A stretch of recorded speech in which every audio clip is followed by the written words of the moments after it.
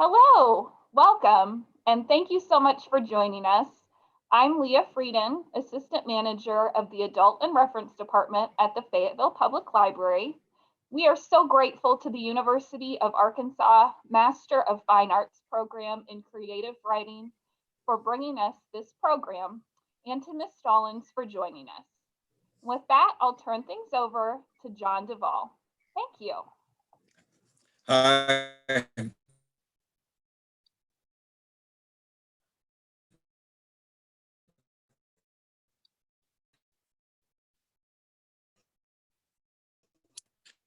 Among her many prizes are the Richard Wilbur Award for Poetry, the Poets Prize, the Howard Nemeroff Sonnet Award, the Willis Barnstone Translation Prize, a Guggenheim Fellowship, a MacArthur Fellowship.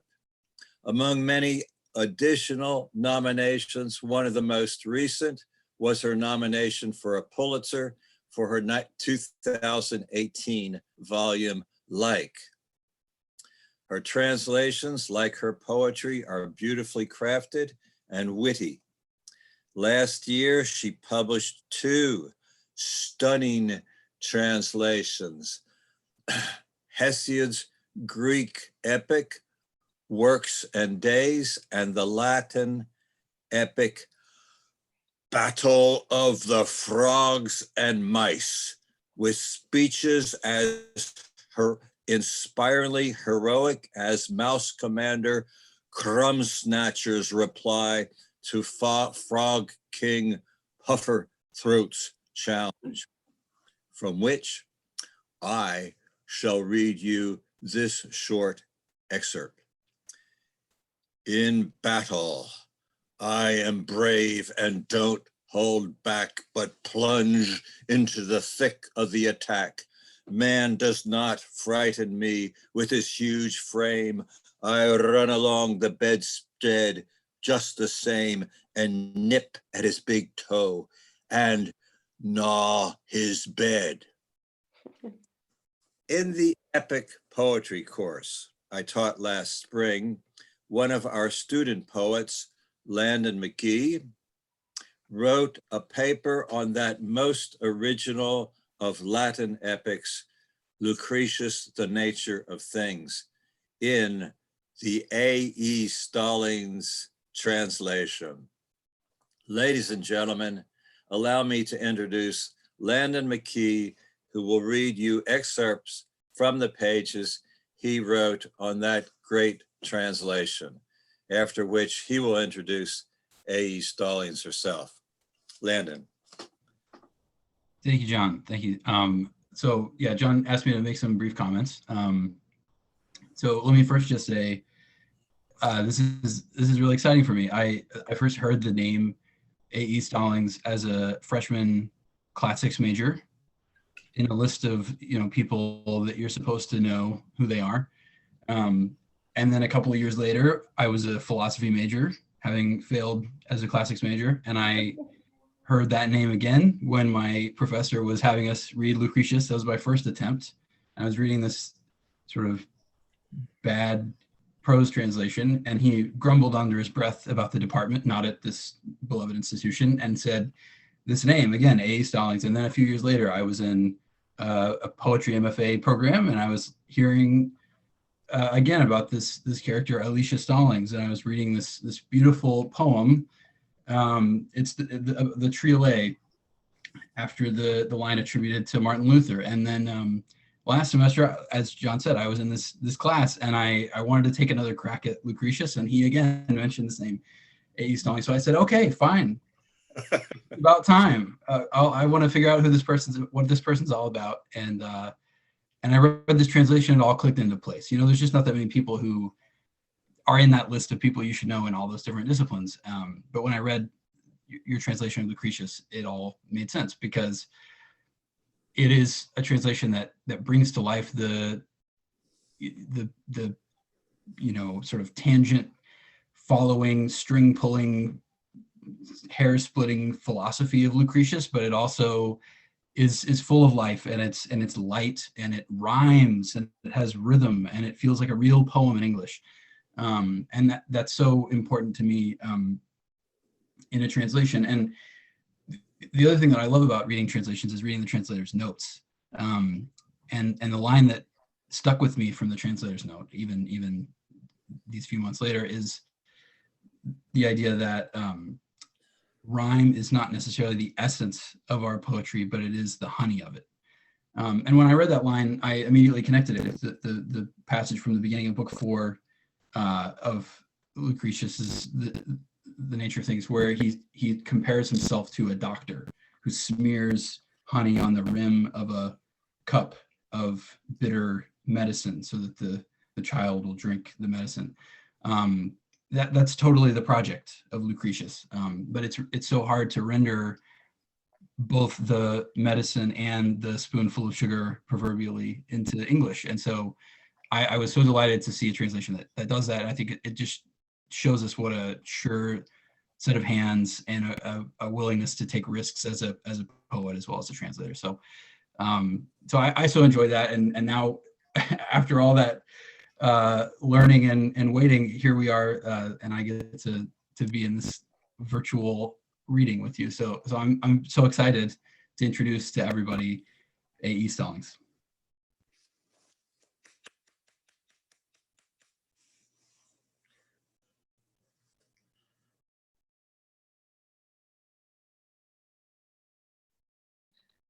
Thank you so much. It was wonderful to hear that. That was exactly what I was aiming for it to come across as a poem, and to have that spoonful of sugar to get people to read the whole thing and not just, little passages. Thank you so much, Leah and John and Landon, for having me here today. I'm coming to you from Greece, so it's afternoon here. I think it is morning where you all are. And I thought I would read some poems that I think kind of engage with the translation project, the general project of translation, and then maybe a bit of Lucretius and a new thing that I'm working on. So if that works for people. I think it turns out that really from as long as I've been publishing poems as an adult, I've also been working on translation, usually classical translation, and that these two things are kind of intertwined for me. They were always part of kind of the same project. And I was looking back at some quite old poems and how the impossibilities of going from one language to another, or the possibilities and translation, I think as crossing of boundaries, as smuggling across borders. This is a quite old poem of mine from Archaic Smile, called From Whose Born No Traveler, and was in fact somewhat not so, quite inspired from my future husband. We were together at the time, ended up being expeditiously removed from the United States. So it speaks of deportation. From whose born no traveler. Death, the deportation officer, has seen your papers and has found them wanting. Discrepancies in why you came to visit. Pleasure, you said, then business. Which is it? Your intentions are not clear, but he suspects that you are trying to stay here forever. Your claim that you cannot be replaced holds no water. Others can pick the tomatoes, smell the gardenia at sunset, stroke the cat, watch over your lover deep in a pillow of dreams. You protest, so long ago I cannot remember anything about where I came from, not even the language. They say, but for dogs and buzzards, the village is empty. They say there is no work, there is nothing to eat. No phone, no way even to send a letter to the girl I want to marry waiting at home. Your case is closed, he said, stamping your folder. The others waiting in the holding cell assure you that the language will come back, an uninflected tongue without number or gender, in which hello's the same word as goodbye. So it turns out quite a lot of my poems kind of directly wrestle with the problems of grammar going from one language to another. And I think that that's part of the interest of poetry for me. I think that you can directly address these impossibles. And part of the excitement of reading in another language is, I think, that slippage between languages. And that to me is not where poetry is lost, but where poetry lives, where poetry exists in that slippage. This is another early poem, Aiaia, A-E-A-E-A, Circe's Island. And I love the fact that this is the name of Circe's Island and it's all vowels. So you can imagine how impossible it would have been to write that word before the Greek alphabet had vowels in it. So it is highly dependent on this new technology of the vowel to even get into this poem of the Odyssey, Aiaia, Circe's Island. Less an island than a cry, dumb animals might howl or sigh. By dumb, I mean not voicelessly, but denote without syntax, free from consonants, civility, the no hard feelings, the goodbye, the why in you that is not I. So that again, I think is trying to cope with pretty directly issues of translation. And it turns out it's a theme. And then in some my next book, in Hapax, I include some actual translation. And I have a Cavafy poem in here, The City, and I had moved to Greece at this point. And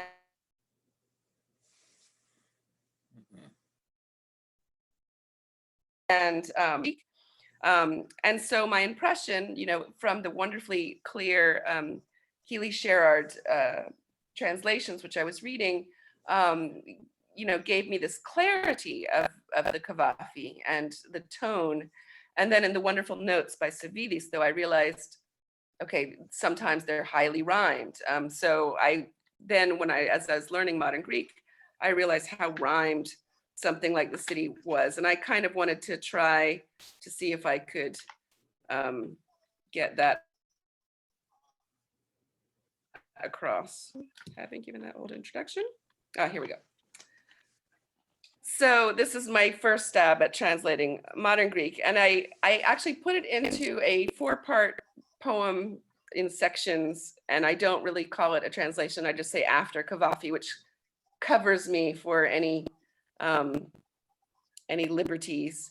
But I am trying to get the rhyme. And I love that the fact that the rhyme in this poem, it goes, A, B, B, C, C, D, D, A. And since the poem is all about movement and going somewhere and the trap that you're not actually going somewhere, it is wonderful that the rhyme does exactly that. So it takes you 4 or 5 lines in to realize that there are couplets and there's this hanging rhyme at the beginning, but it comes back because you're not going anywhere, not in the city. So, The City after C.P. Cavafy. You said, I'll go to another land, I'll go to another sea, I'll find another city, one that is better than this. Here my every effort is sentenced to fruitlessness, and here my heart's entombed as if it were a cadaver. How long will my mind loiter in this wasteland? For wherever I turn my eyes here, whatever I look upon, I see the black wreckage of my life, all the gone years I frittered away, destroyed, wasted utterly. But you will find no other lands, no other seas discover. This city will pursue you, the same streets you will follow. You will grow old among the neighborhoods that you know now. Among the same houses you will turn gray. Forever you are coming to this city. Do not expect another. For you, there is no ship. There is no road for you. For as you've wrecked your life in this small corner, so too you have wrecked your life the whole world over. I think if I were doing it now, I would maybe have done it a little differently and taken some more liberties. I think I get a little bit too attached to some of the word order and so forth. But again, it was an early experiment. This poem, Buzuki, is in the same group of 4 poems, Exile Picture Postcards, where I smuggled in the Cavafy. And I think I will read it also. It's an original poem. It's not a translation, but it hinges on translation. It would be very interesting to translate it into Greek, because in some ways it's as if it's been translated out of Greek. And viewers, listeners, if you haven't heard bouzouki music, it's this kind of Asia Minor inflected instrument that comes into Greece mostly with the population exchange of 1922, 23. So a lot of people from Asia Minor, over 1 million refugees, come into Greece, the Greek mainland. They're ethnically Greek, they speak Greek, but they've never lived in Greece. And they bring with them the sorrows of being a refugee, and new foods and spices, and this idea of the cafe of Aman, of Alas, where you go and you smoke hashish. So it's this whole coloration of mood. And obviously I've been in Greece now for over 20 years, and I have this starts after 5 years here, so the poem dates itself. Bouzouki. And for those who are following, I think it's a sonnet, is that right? Yeah. After 5 years here, I understand most of the sung words, recognize the tune, but there's an element I'll never get that isn't born in me, the way they play. One manages to hold his cigarette between 2 fingers on his strumming hand, takes drags between his solos, and then soon how something changes. A woman starts to sway around an absent centered, ancient wrongs cherished. The cigarette gives up its ghost. The music drives now. Someone makes a toast as suddenly the melody arrives at minor, Asia Minor, in whose songs the hands of lovers always rhyme with knives. So as you might suspect, in Greek, hands and knives do rhyme, and it's one of these, rhymes that then plays out in a lot of songs. So it's ta macheria and tacheria. But there's that kind of fun thing where to say that in English is poetry, whereas it's just an obvious statement in Greek, kind of like we're hearing a lot of that Seamus Heaney, where hope and history rhyme. Obviously they don't rhyme, but the idea that maybe in another language or another world, they would actually rhyme. So that would be kind of I'm not sure what would happen if that were to be translated into Greek. That's kind of an intriguing idea to me. I don't think it has been translated. So one of the things also, I have 2 kids. They're now 16 and 11. I don't know how that happened. They were born in Greece and they grew up in Greece. They are bilingual. It's fascinating as a poet anyway to watch language acquisition happen, because I think of poets as having a kind of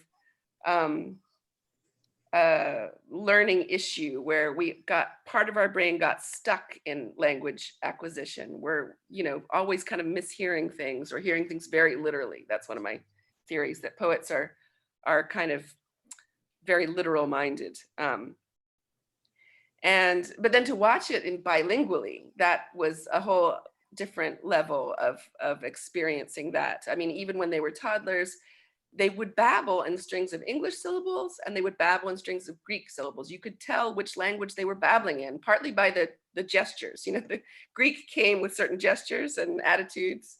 No in Greek is this. And if you're really a master at this, like my son, you can do it by raising one eyebrow, like that's no. This is yes. So that was really fascinating to me. And of course, one of the great things about motherhood or parenthood as a poet is you get to steal lines from your kids up until a certain point. I don't know when that stops, probably now. But anyway, this poem is entitled Sea Girls. It looks to me like another sonnet. Is that right? 1, 2, 3, 4, 5, 6. And it's a bit longer. Meredithian sonnet, let's call it. And it's called Sea Girls. I think if I were publishing it now, I might do something sly, like put some T.S. Eliot, in a note there, but it's just naked Sea Girls for Jason. Not gulls, girls. You frown and you insist. Between two languages, you work at words. R's and L's, it's hard to get them right. We watch the heavens flotsam, garbage white above the island dump, just out of sight. Dirty, common, greedy, only birds. Okay, I acquiesce, too tired to banter. Somehow they're not the same though. See, they rise as though we glimpse them through a torn disguise. Spellbound maidens, wild in flight, forsaken. Some metamorphosis that Ovid missed, with their pale breasts, their almost human cries. So maybe it is I who am mistaken, but you have changed them. You are the enchanter. So that's another poem that hinges on kind of misunderstanding of language, which again, I think this slippage, this area where poems happen. The first, this is my newest collection, and this collection, I departed somewhat from the standard, a poetry book in 4 sections or 5 sections, kind of like movements of a symphony. I think I was kind of bored with that. This was going to be a longer book anyway, because it has a couple of long poems. And I thought I would just do this kind of thing, which W.H. Auden has done, which Jeffrey Brock has done, of just putting the poems in by alphabetical order. And I am very fascinated with the alphabet itself. I think it has a magic to it. And I found that, I had all these poems in a file, I put them in alphabetical order and they seemed to work. There were maybe only 2 exceptions where they really didn't belong in that slot. And I just changed the titles because I could do that. I'm the poet. So the very first poem in this book then ended up being after a Greek proverb.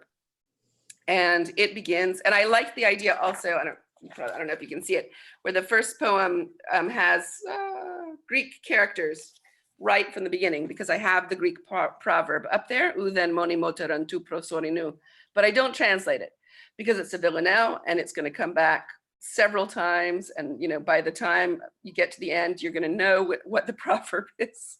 And again, it's one of these poems that you can tell how long I've been at Greece when I wrote it. It says a dozen years back. That would now be maybe 21 years. We're here for the time being, I answer to the query. Just for a couple of years, we said, a dozen years back.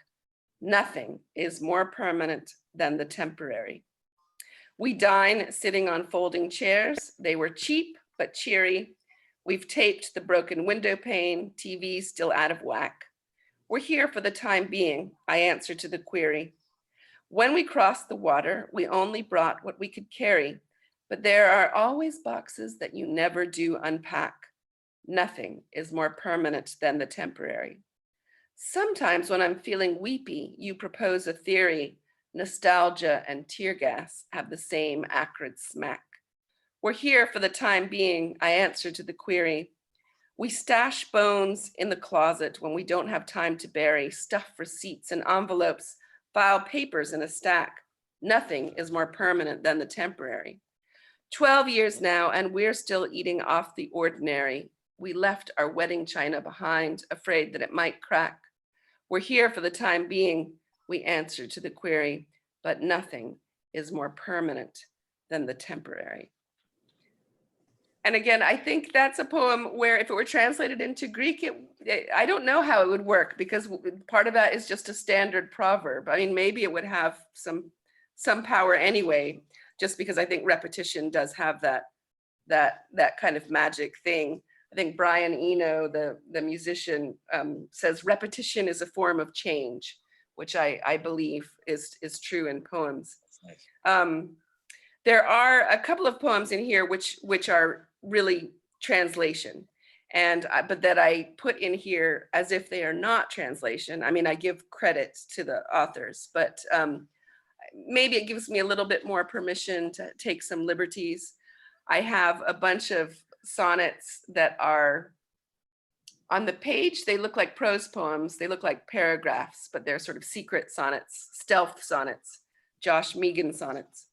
and of just little anecdotes from Herodotus from the Battle of Plataea. It's just, there's so many wonderful anecdotes. And I might read just one of these for y'all. Everyone knows about Thermopylae. I think this year, depending on your math, is supposed to be the 25th centennial of that historic defeat. People seem to think it was a victory. And we have the movie of the 300 and the Spartans and so forth. But in fact, of the 300 Spartans, not all 300 died at Thermopylae. There were 2 who did not.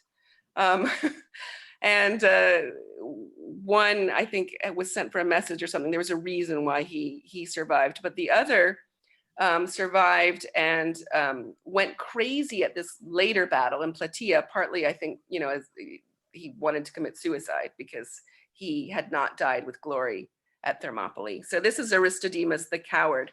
So if you can see it, it looks like a prose paragraph, which I wanted because Herodotus is the father of journalism and the father of prose, but it's secretly a sonnet. So I'll see if I can read against the prose or vice versa. Aristodemus the Coward. I lie here without honor, as I willed. Alone among those at Thermopylae I lived, if it is life to loathe each breath.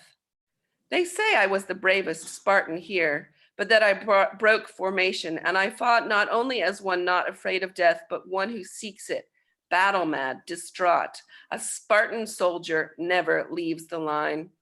It took so many Persians to get killed. I slogged on, drunk with slaughter as with wine. And when at last I met the foeman's spear, I laid my body down like shame, now free to fall amidst the dust, having fulfilled the ranks of the 299.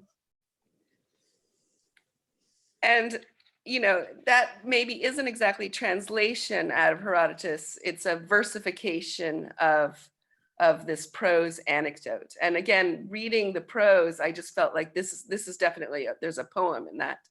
It's a very Hellenistic instinct, this idea of versifying prose and finding poetry in prose. And I'm very attracted to that. This is a translation of George Seferis, the Nobel Prize winning Greek poet. But I took so many liberties here that I've just called it, I've said it's after Seferis instead of a translation. The poem is called The Companions in Greek, or maybe The Companions of Odysseus. Actually, I should have the Greek in front of me, I don't. But rather than have a footnote, I changed the title a bit. I put a little explanatory material in the title. So I call it The Companions of Odysseus and Hades. I could have had that as a footnote, but I thought, let's just put all of that information in the title. One of the reasons I would call this a version and not a translation, it's a tightly rhymed lyric in Seferis, but those rhymes were not going to fall well on load-bearing words in English.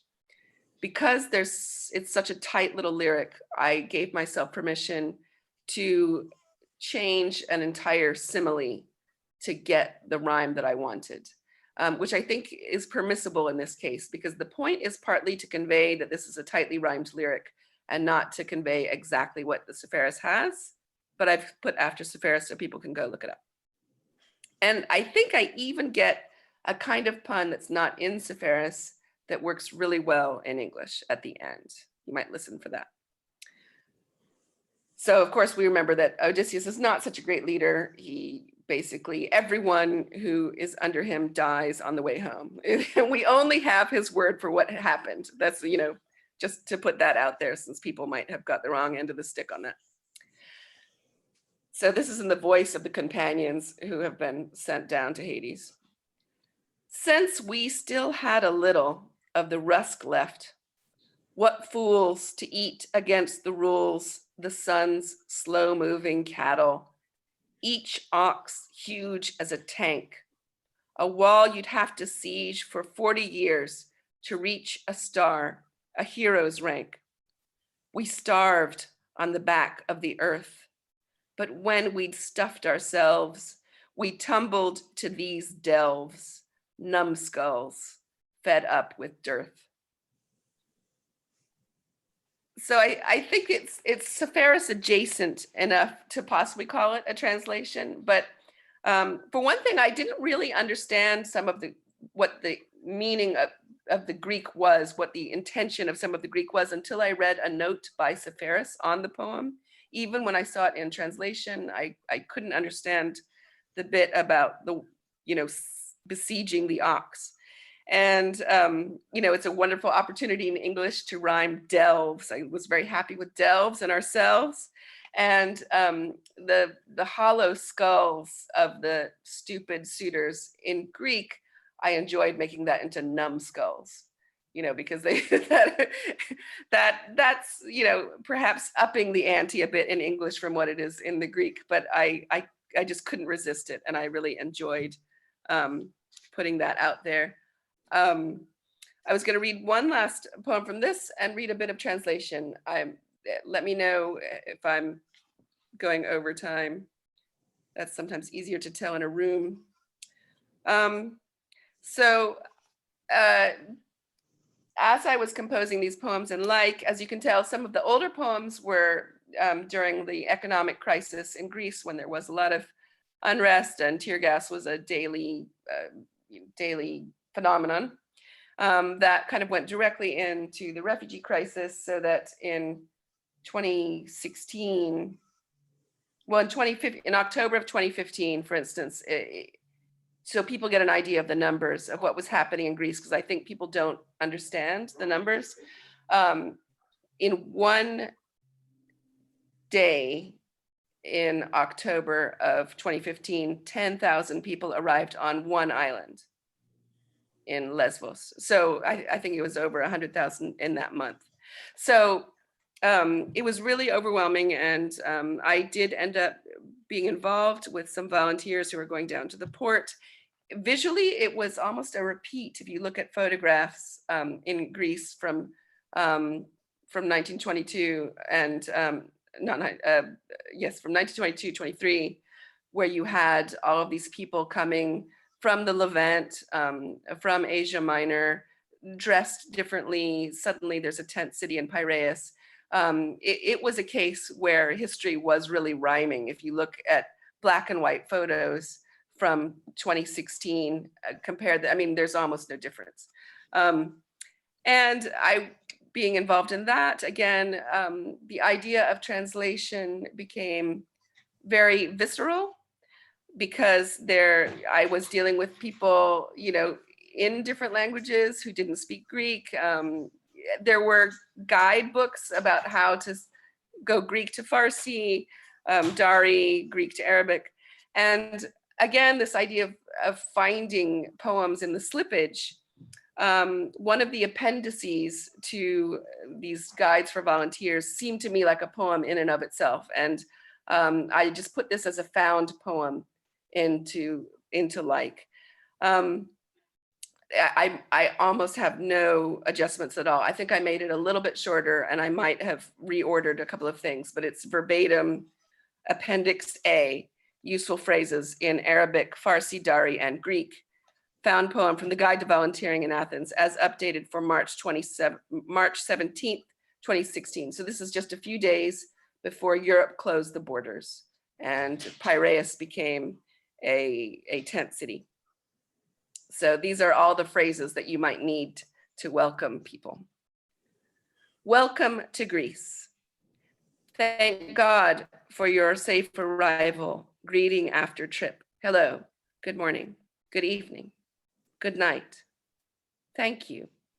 You're welcome. Please. I don't understand. I don't speak Arabic, Farsi. Slowly. Come here. You're safe. Are you wet? Cold? Yes? No? My name is. What is your name? He, she, it is, we, they are. God is with the patient. Will make you laugh. Will make people laugh. Give yourself a break. Comforting words. Free, no charge. Refugee, volunteer, foreigner, friend. I am hungry, thirsty. Food, water. Does it hurt? sick, pregnant, mother, father, brother, sister, child, family. What country is your family from? Pharmacy, medicine, hospital, doctor, tent. Sorry, it has run out. We do not have it now. New shoes only if yours are broken. Wait here, please. I will return soon. Follow me, come with me, come back in 5, 15, 45 minutes, 1 hour, quarter, half hour, half day, today, tomorrow, yesterday. How many people? Sorry, stay calm. 1 line, please. Next person. So when I read that felt like it was already a poem.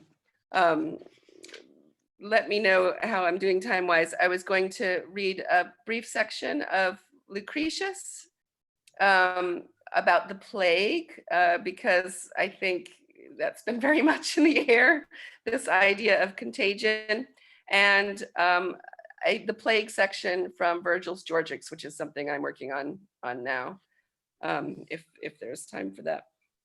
So this whole book of Lucretius, which is to persuade people to become Epicureans, which is an atomic material view of the universe.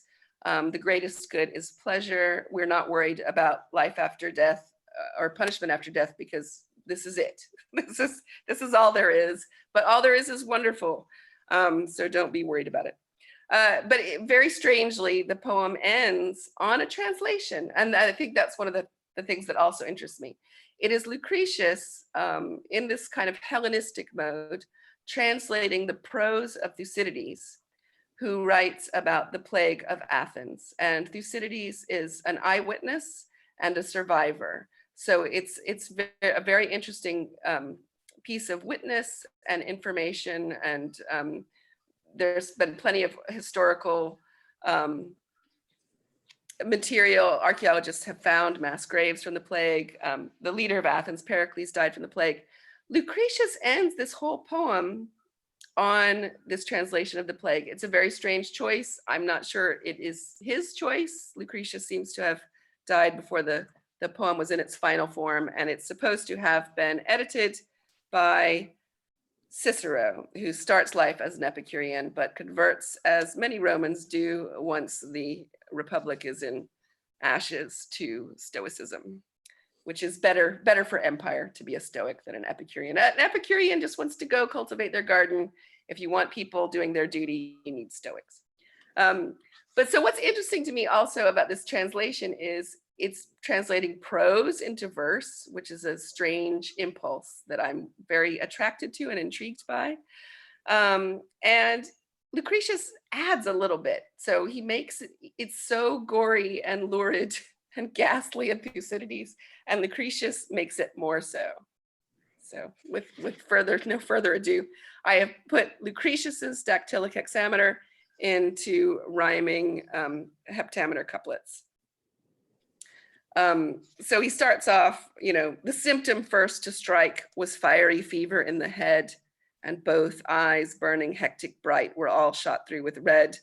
The throat as well would sweat with blood all black within, and stung with sores the pathway of the voice would clog and choke. The tongue, interpreter of the mind, oozed pus, and made limp with the smart, was too heavy to move and rough. Thence the disease would start, passing the gullet to fill the chest and flood the heavy heart of the afflicted. And then indeed all of the gates of life began to give. From the open mouth there would exhale a rife stink, like the stench of rank unburied corpses left to rot. And then all of the powers of the mind and body, brought to the very brink of doom, began to flicker. Mental strain ever danced attendance on intolerable pain. Pleas mingled with moans, ceaselessly retching, lasting day and night, was ever seizure and cramp and wasting away. Whoops, did I skip something? No. The strength of men already racked with suffering and worn out. So he goes, it's in Thucydides, this disease can cause people to have problems with their genitals and so forth. In Lucretius, people castrate themselves to avoid that problem. It's slightly more lurid, which is kind of interesting if you compare the two. Though corpses piled on corpses lay in heaps upon the earth unburied, yet the tribes of birds and beasts gave them wild birth and sprang away in order to escape the noisome stink, or else they, having tasted of the flesh, at once would sink down dead, though there were hardly any birds to speak of, nor did the dismal tribes of wild beasts venture from the forest, for the animals fell sick in droves and perished. That's a theme that comes through lots of literary plague, that it somehow starts first or is affected. Animals are that animal human connection of the infection. And this is also where Lucretius is very Lucretius. Thucydides mentions that dogs died, but I think Lucretius is a dog person. But the clan of dogs was hardest hit, the true and steadfast friend of man, strewn on every corner, life wrenched from them by the might of the plague, they still did not give up the ghost without a fight. So he sort of embroiders a little bit on the noble dogs that struggle so hard.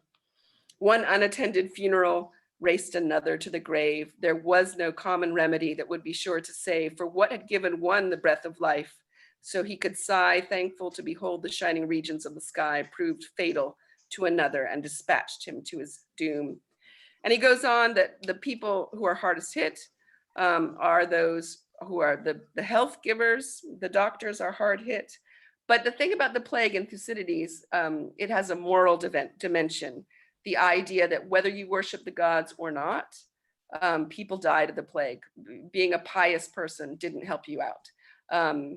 And that this led to a kind of moral rot in Athenian society because people did not have anything to stop them from doing terrible crimes anymore. And interestingly, Lucretius ends in this strange point where he says, the present grief was overwhelming. No one anymore observed the rites of burial they had observed before, for the whole populace was thrown in disarray and cowed. Each mourner buried his dead just as the time and means allowed.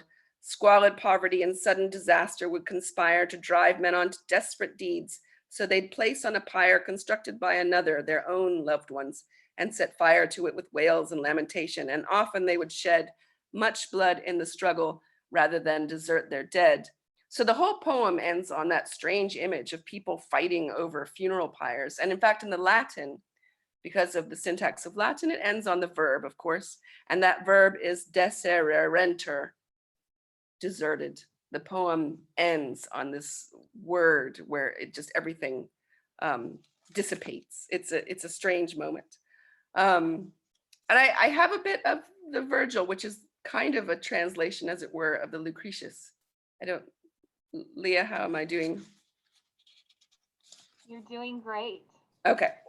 So I love how translation is this kind of torch that gets handed on from one thing to another. So Lucretius has taken this torch of the contagion and the virus from Thucydides and hands it off to Virgil.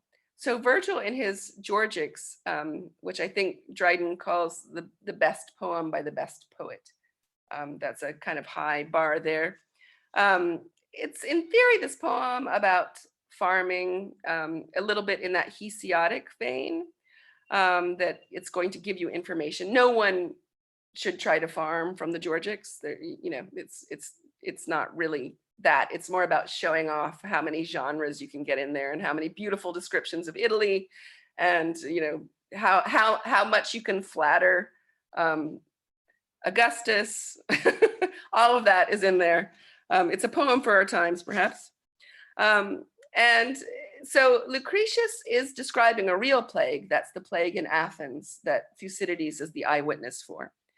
But Virgil takes that real plague that has been reimagined by Lucretius and makes it back into an imaginary plague. He invents a plague that has afflicted the animals. And in a book on animal husbandry and how to take care of sheep diseases and so on, he ends with this plague, which is clearly a showing off. It's saying, I'm in the league with Lucretius and Thucydides. So this is not necessarily something that Virgil has observed. It is taking a lot of elements from other works of art, including Lucretius. And it's again this idea in Thucydides, there is an important simile that people, the horror of it was watching people die like sheep, watching people die in droves like sheep. And to a certain extent, Virgil is turning that simile around, and we're seeing how the sheep die. So this is from the end of book 3. A hellish season. Out of a sickly sky that blazed with all of harvest's heat, it stirred, it sent all creatures to their deaths, each herd, all beasts, both tame and wild, and in its wake, a pasture of pestilence, a poisoned lake. There was no simple path to death. At first, all through the veins, there raged a blazing thirst that shriveled the aching limbs little by little. A flood of watery dropsy dissolved the brittle bones away. Often a victim who stands at the altar for sacred rites, just as the bands of snow-white wool are placed about their head, among the sluggish acolytes, drops dead. Or if the priest slays it in time, in turn, entrails placed on the altars will not burn. The seer, consulted, cannot make a reading. The knife beneath is scarcely stained with bleeding. Scant gore just blushes the sand's surface. En masse, now young bulls perish in the luscious grass, or hard by full barns surrender their sweet life. Distemper falls on waggish dogs. Run rife, cough shakes the swine, they choke on swollen throats. The steed, prize racehorse founders. Off his oats, he won't go through his paces, turns around when brought to drink and paws the ground. His ears droop and break out in a clammy sweat that comes and goes, such as the dying get, his hide parched stiff, resisting the probing touch. In the early days before death, signs are such, but if the illness gathers strength, their eyes go fiery and the breaths drawn in deep sighs, sometimes with a heavy moan, or in their throes, their flanks labor with long sobs. From the nose now drips black blood, the rough tongue blocks the throat. Sometimes a wine draught proves an antidote funneled down an inserted horn. What seemed the last hope for the dying was soon deemed to speed them to their doom. The patients burned, though deathly ill, as hectic strength returned. May gods protect the pious and instead so torture our enemies. They began to shred their own limbs with their naked teeth. So you can see there's this almost, it wavers between pathos and bathos, this suffering of the animals. And this is a very famous passage. Look how the bull that steams beneath the stubborn plow collapses with a death moan. From his nose, a froth of blood and foam. The plowman goes, sorrowing, to unyoke the ox that grieves a brother. Stopping his work midway, he leaves the share stuck fast. No more will shady groves soothe that bovine soul, soft fields he loves, nor river clear as amber in its banks, rolling over stones to seek the plain. His flanks grow flaccid, his dull eyes are darkness drowned. Beneath its weight, his neck droops to the ground. What profit now his good works and his toil, dragging the plow to turn the heavy soil for him who never injured his own health with frequent banqueting and Bacchus' wealth of Massic wines? They dine on simple fare, his kind, on leaves and grass. For drink they care only for fresh springs, swift streams. Their sleep, untroubled by care, is wholesome, sound and sleep. And it goes beyond then the cattle and the animals. It goes to the wild animals. And this actually is even sort of sweeter. Now the wolf attempts no ambuscades of sheep close to the fold, nor prowls about the flocks by night. He has been tamed by sharper shocks. The skittish stags, the timid fallow deer, now roam near dogs and houses without fear. Now fishes, children of the deep, are found washed up on shore, like shipwrecked sailors drowned. To streams unwontedly the seals repair. Death finds the viper, holed up in her lair, and the startled water snake, his scales on end. It's a very sad moment when death finds the startled water snake. To the very birds, the air is not a friend. They drop headlong, leaving their life behind under the lofty clouds. Further, men find a change of food no longer works its charm. Doctors give up, the healing arts do harm. The chirons, the melampuses, all fail. Tisiphone, who is one of the Furies, is on the rampage, pale from Stygian shade, released into the light, driving ahead of her disease and fright. She lifts her ravening head. She's on the rise day after day. The bleats, moos, crowded cries of flocks and herds go echoing through the rills, the thirsty banks of rivers, gentle hills. And she piles death wholesale. The corpses pile high. So again, that idea of dying in mass, en masse. And even the fleeces of the sheep can't be used by men. They couldn't even shear the filthy fleeces riddled with sores. The putrid warp fell to pieces at a touch. Should anyone wear the cloth, he met with a burning rash. His limbs ran with sour sweat. Not long to wait now till his afflicted frame was eaten up by the accursed flame. So there's this idea of virus as kind of catching the way fire catches, but also he's very much playing into all of the standard things we would expect out of the Athenian plague, but putting it to the animals and doing that Virgilian thing, which is carrying forth this empathy to the natural world. And, you know, as I was translating it and in quarantine, you know, in lockdown here, I think I was looking for something more to do with our contagion and plague that we're going through. And instead, what I felt like this is a kind of mourning for climate disaster, this idea of, you know, even the fishes are drowning on shore. So it did feel very contemporary to me, but not perhaps in the way that Virgil intended it. Thank you very much. Thank you. It's been wonderful. I think that Landon and or John may have a few questions for you.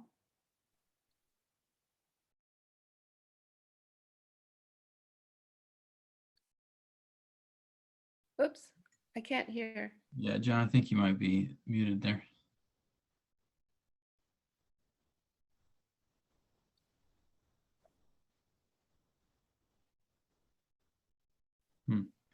Yeah. Okay. So I think Len and I should just ask our questions, and then all of them, and then you can just pick which you want to answer or how. I have, and so I'll give you some, and then Landon. And one of them you've just answered already. I just was so interested in how you brought your classical learning and your classical translations into your poetry. I've answered that beautifully. And it's a tiny little question and then another question. Did you, with the Cavafy poem, did you intentionally sort of make the English pun on cadaver and the poet's name? No, but I think that perhaps maybe that's in there. I don't know. Yeah. Okay. Okay. So then the other question I wanted to ask you is about translation, and it has to do with your choosing what form to write in, since Latin is so much different from most of our modern languages, and that there's not rhyme, but there's definitely form. So, and if you ever change your mind when you're fairly deep into choosing one poem, it's a wonderful challenge, and you do wonderful. But then I want Landon to ask his question, and then you can choose. Okay. Should I answer that first? Maybe that. No, just let Landon, and then take them all. Okay. Thank you. So you can just decide how much time you want. Okay, Landon. Well, and then finally, Alicia, we'll let you bid your sad goodbyes. Is that not right, Lee? And we'll let you be in charge of the weeping that we will be doing when we say goodbye. Landon. John, I just have one quick question for you, Alicia, which is, and I think this probably speaks to what John was talking about as well, which is, I'm really interested in how rhyme works in both your poetry and your translation, and I'm just wondering whether the process of using rhyme in those two separate contexts, how that compares, and where you see connections and where you see differences between using rhyme in those two modes. I think the two questions are linked. They're very similar in terms of, so I translated two kind of major dactylic hexameter didactic epics. Hesiod is much shorter than the Lucretius. They are both in dactylic hexameter, unrhymed dactylic hexameter. In the case of Lucretius, I ended up going for rhyming 14ers. I know that rhyme can seem like a strange choice for classical translation, and I think it was very out of fashion. In fact, when I did the Lucretius, more so maybe even than it is now. And as we know, blank verse was invented for the translation of dactylic hexameter in Latin. So there is this tool already there. I found that for the Lucretius, it worked because it gave me the Latin syntax is very entangled and dense.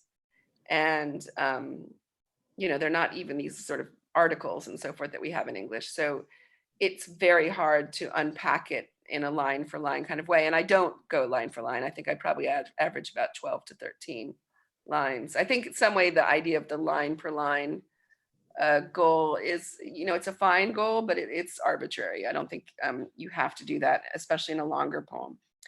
And that the hexameters, giving that extra foot, as it were, gave me a little breathing room so I could be a little closer to the Latin and unpack it.